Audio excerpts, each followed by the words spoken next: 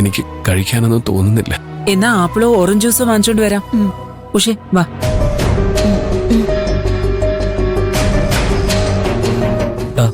ശരിക്കും എന്താ സംഭവിച്ചത്? ഞാനും പാറുവും ബൈക്കിൽ വരുമ്പോ കുറച്ചു പേര് ഞങ്ങളെ അറ്റാക്ക് ചെയ്തു. പക്ഷെ എന്നെ അടിച്ചത് അവരല്ല. പിന്നെ മുഖം മറച്ചൊരാള് വന്നു. അയാളെ എന്നെ അടിച്ചത്. പിന്നെ നിന്ന് അടിച്ചത് ഇരുമ്പ് വടിയുണ്ട്. അയാള് പുറകിലുള്ളത് ഞാൻ അറിഞ്ഞില്ല. പാറുവിന്റെ കരച്ചിൽ കണ്ടപ്പോ ഞങ്ങൾ ശരിക്കും മേടിച്ചുപോയി. അതുകൊണ്ടാ ചെയ്തുകൊണ്ടിരുന്ന ജോലി അവിടെ ഇട്ടിട്ട് ഞങ്ങൾ ഓടി വന്നത്. ഞാൻ ആശുപത്രിയിലായതുകൊണ്ട് മാത്രമല്ല അവൾ അവിടെ വന്ന് കരഞ്ഞത്.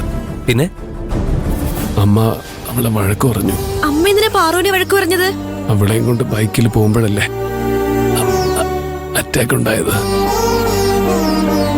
പാറുവിനെ പരിചയപ്പെട്ടതിന് ശേഷം എന്റെ കഷ്ടകാലം തുടങ്ങിയെന്ന് പറഞ്ഞാത്രേ അമ്മ അവളെ വഴക്ക് പറഞ്ഞത്.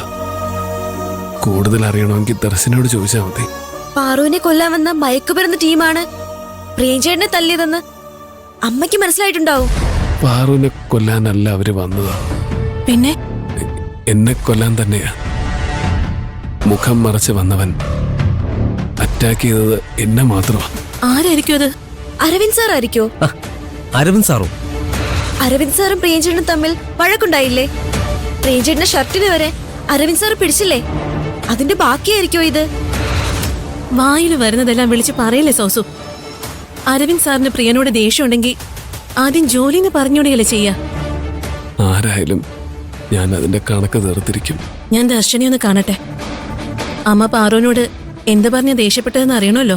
ജയന്തി, ഞാനൊരു കാര്യം ചോദിച്ചാ നീ എനിക്ക് ചെയ്തു തരുമോ? എന്താ പ്രിയ? നീ പാറുവിന്റെ ഹോസ്റ്റൽ വരെ ഒന്ന് പോണം. എന്നിട്ട് എനിക്ക് വേണ്ടി അവളോട് മാപ്പ് പറയണം. അവളുടെ സ്വഭാവം നിനക്കറിയില്ലേ? അമ്മ വഴക്ക് പറഞ്ഞതോർത്ത് കരഞ്ഞുകൊണ്ടിരിക്കുകയായിരിക്കും പാവം. പ്ലീസ് ജയന്തി. ഞാൻ പോയി കണ്ടോളാം. അമ്മ ഡോക്ടറോട് സംസാരിച്ചു. ഏട്ടനെ ഇന്ന് തന്നെ ഡിസ്ചാർജ് ചെയ്യും. ഹോ, സമാധാനായി.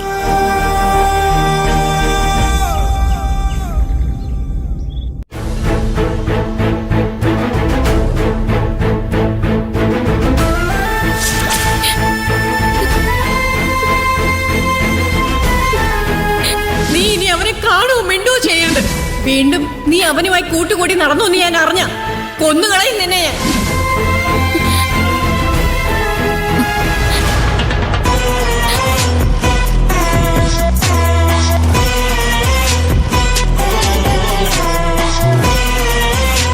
ഇവിടെ എങ്ങും ആരുമില്ല. ഒറ്റയ്ക്ക് ഇതുപോലൊരു അവസരത്തിന് വേണ്ടിയാ ഞാൻ കാത്തു നിന്നത്.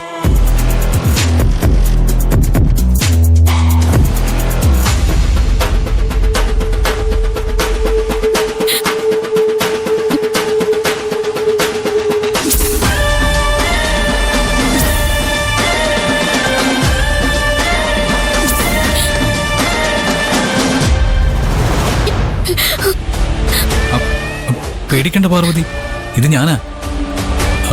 ഞാൻ കഴിക്കാനിരുന്നതാ.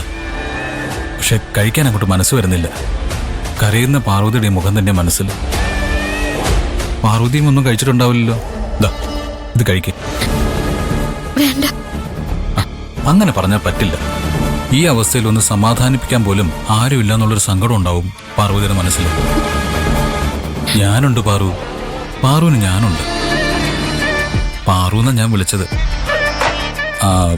അങ്ങനെ വിളിക്കാൻ പാടുണ്ടോ എന്ന് എനിക്കറിയില്ല. വേണ്ടപ്പെട്ടവർ മാത്രമല്ലേ പാറുന്ന് വിളിക്കാറുള്ളൂ. എന്തുകൊണ്ടാണെന്നറിയില്ല, അങ്ങനെ എന്റെ നാവിൽ വന്നത്. ഇത് കഴിക്കു പാറു. എനിക്ക് കഴിക്കാനൊന്നും തോന്നുന്നില്ല.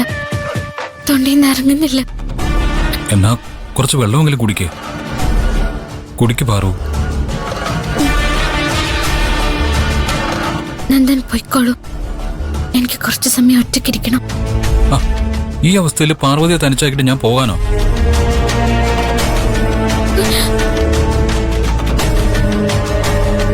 കണ്ണടച്ച തലയ്ക്കടിയേറ്റ് നിലവിളിക്കുന്ന പ്രിയൻചേട്ടന്റെ മുഖം മനസ്സിൽ വരുന്നത്. അത് തന്നെ ഓർത്തുകൊണ്ടിരിക്കുന്നതുകൊണ്ടാ. ഒറ്റയ്ക്കിരുന്ന ആ ഓർമ്മകളിൽ നിന്ന് പാറുവിന് രക്ഷപ്പെടാൻ കഴിയില്ല. ഞാൻ അടുത്ത് തന്നെ ഉണ്ടാവണം. ഞാനുണ്ടാവും. പാറുവിന്റെ അടുത്ത് തന്നെ ഞാനുണ്ടാവും.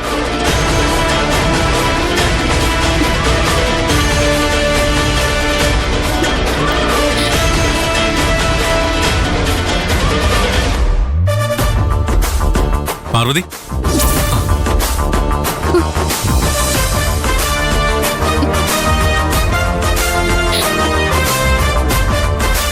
പാർവതി ഇവിടെ ഇരിക്കായിരുന്നോ? ഞാൻ എവിടൊക്കെ നോക്കിയെന്നറിയോ? പാർവതി പുറത്തു പോയില്ലെന്ന് സെക്യൂരിറ്റി പറഞ്ഞതുകൊണ്ടാ ഞാൻ അന്വേഷിച്ച് ഇവിടെ വന്നത്. കമ്പനി ടൈം കഴിഞ്ഞല്ലോ. പാർവതി എന്താ ഹോസ്റ്റലിലേക്ക് പോവാത്തെ?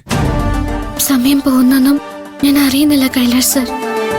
ചുറ്റും നടക്കുന്നതൊന്നും ഞാൻ അറിയുന്നില്ല. കണ്ണില് പ്രിയൻചേട്ടന്റെ ആ രൂപം. അല്ല, നന്ദനെന്താ ഇവിടെ? ഞാൻ പോകാൻ ഇറങ്ങിയതാ. അപ്പോഴാ പാർവതി ഇവിടെ കരഞ്ഞോണ്ടിരിക്കുന്നത് കണ്ടത്. ഈ നേരം വരെ ഒന്നും കഴിച്ചിട്ട് പോലുമില്ല. കുറച്ച് വെള്ളവും സ്നാക്സും കൊടുക്കാൻ വന്നതാ. പക്ഷെ എത്ര നിർബന്ധിച്ചിട്ടും ഇവള് കഴിക്കുന്നില്ല.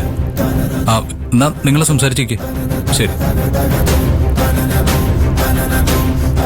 പാർവതി, നിന്റെ മാനസികാവസ്ഥ എനിക്ക് മനസ്സിലാവുന്നുണ്ട്. എനിക്ക് ആക്സിഡന്റ് ഉണ്ടായപ്പോഴും നീ ഇങ്ങനെയായിരുന്നു.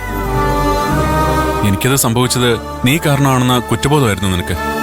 പ്രിയന് അപകടം ഉണ്ടായതും നീ കാരണമാണെന്ന് തോന്നലുള്ളതുകൊണ്ടാ നിനക്ക് സമാധാനമില്ലാത്തത്. പ്രിയന്റെ അമ്മ നിന്റെ മുഖത്ത് നോക്കി അങ്ങനെ പറയുകയും ചെയ്തല്ലോ. പ്രിയൻ എന്തെങ്കിലും സംഭവിച്ചു പോകുമെന്ന് പേടിയല്ലേ നിനക്ക്? പേടിക്കേണ്ട പാർവതി, പ്രിയനൊന്നുമില്ല. ഞാനിപ്പോ ഹോസ്പിറ്റലിൽ വിളിച്ചിരുന്നു. പ്രിയൻ കണ്ണു പറഞ്ഞു. സർ, സത്യാണോ പറഞ്ഞത്?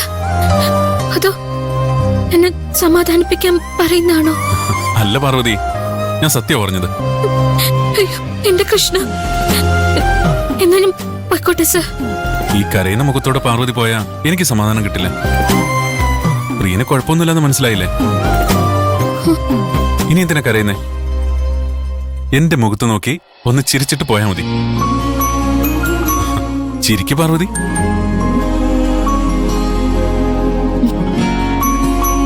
ഔ, ഇപ്പൊ സമാധാനമായി. പൊയ്ക്കോട്ടെ സർ. ശരി.